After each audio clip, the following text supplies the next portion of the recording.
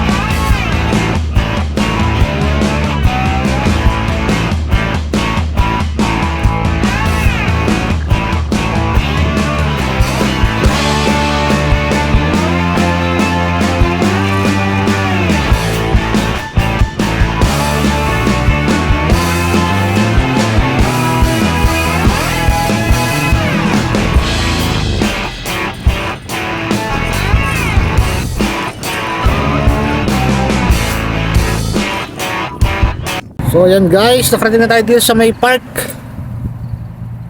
At medyo malamig.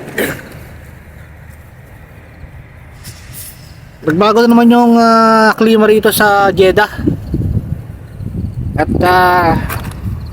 kita nyo naman, naka-jacket tayo ngayon. At sobrang lamig talaga guys. So ito yung ating scooter. Ayan.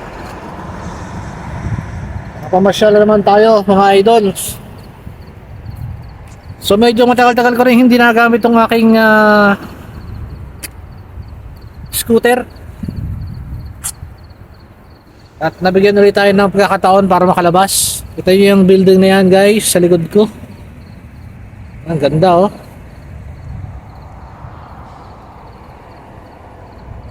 So ito yung ano,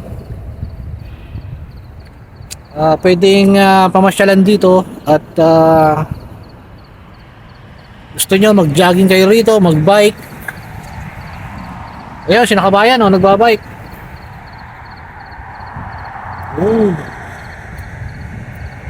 Kailangan lang guys dito, lagi ka naka-helmet. Kung naka-bike ka man o naka-scooter, kailangan ay lagi kang naka-suot the helmet dahil medyo mabigat yung penalty. Yung penalty pag wala kang helmet, 1,000 real na tumataginting. So ayan. Tapos tingnan nyo yung nasa likod ko guys. Oh, ganda ng building oh. Ayan. Nanginginig yung aking kamay. Malamig.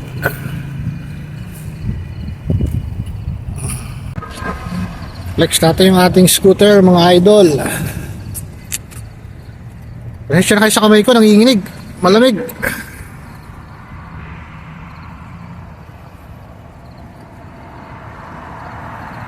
Woo! Grabe. Ang lamig. Kasi ito ay tabing dagat na itong lugar na to. Kaya kita nyo, mahangin. Ayan o. Lamig nung simoy ng hangin.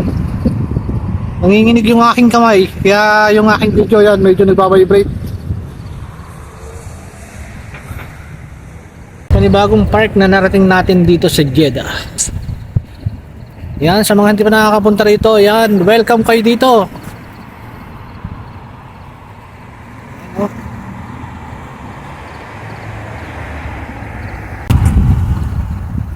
Wala muna natin yung scooter natin dyan.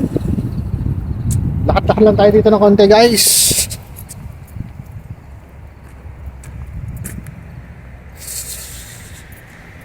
Ano pa naman natin yung ating scooter.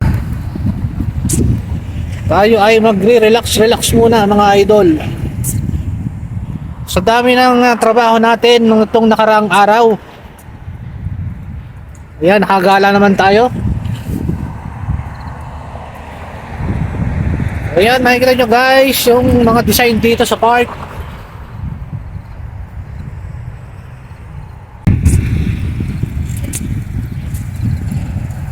Ito pala ang pangalan nito. Ito oh. Bawal pala mag-bike dito. Di pala, nakaparada naman yung scooter ko doon, hindi ko naman ginagamit. Dito makikita nyo guys oh. Ayan oh. Nakalagay bawal ang bike. Yan o, bawal mag bike, bawal ang aso. Yan o,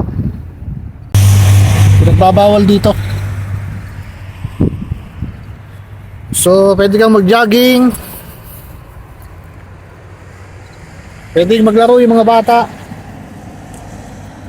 pero bawal mag scooter at mag bike. Wala naman nakalagay na scooter pero bike bawal. Di siguro bawal din yung ano, yung pag scooter. So hindi na tayo mag scooter dito sa loob, pero nakaparada naman yung aking scooter dun sa kabila.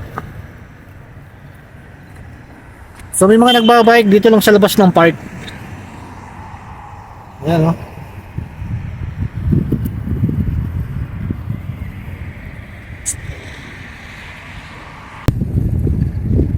So doon naman sa area na yan guys, yan. Doon naman yung pwede kang mag-bike o allowed yung pagbabike doon sa area na yon, kung saan nakapokus yung ating camera. At dito naman sa bahaging ito, makikita nyo yung tower na yan. Ayan, yung building na yan, napakaganda oh. May helipad pa sa ibabaw. Tapos yung banda ron, dun ang Hilton Hotel. Yung makikita nyo na medyo maraming ilaw na yon, sa kabila nun ay Hilton Hotel. So nakapasok na rin ako minsan doon pag nag-exhibit. Ayan. Dati kasi ako nagtatrabaho sa exhibit bilang isang syempre electrician pa rin. So marami na tayong napasukan dito na ano, trabaho, iba't ibang trabaho.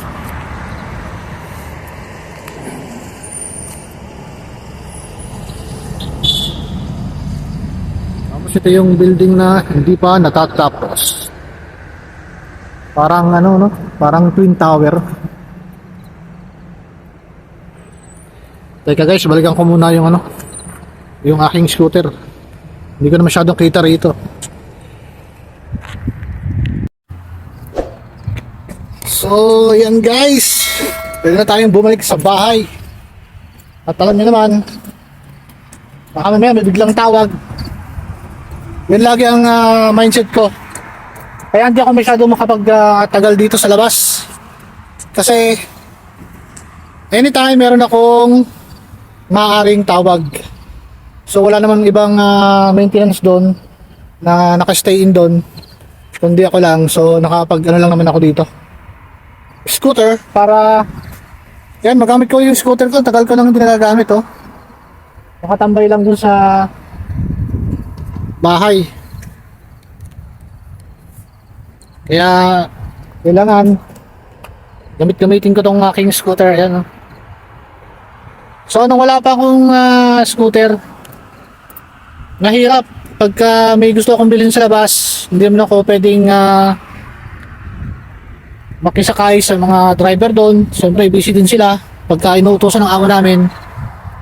Kaya malaking bagay talaga tong scooter pagka gusto kong mag-refresh at gusto kong tulad dyan makapag pasyal-pasyal. So yan, nagagamit natin yung scooter nito.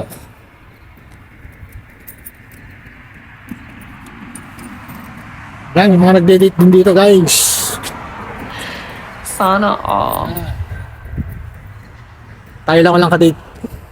Dahil strict ang parents ko. That's a very, very big problem. Abugbog, aber na. Kaya hindi tayo pwede makipag-date.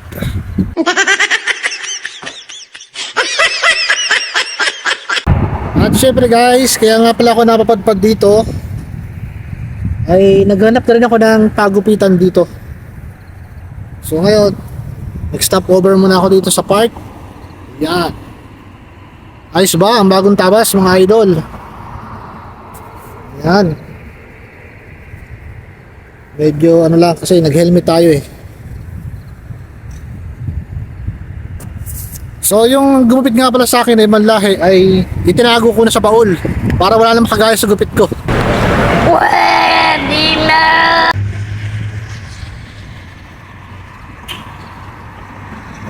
So ano nga palang oras na? Uy, 10:09. So kailangan ko nang bumalik sa bahay ni Amo at baka nandun na si Commander sa kwarto. Ang paalam ko lang ako yung magpapagupit. Naglamyarda na rito sa park. So yun guys, balik na tayo sa hideout.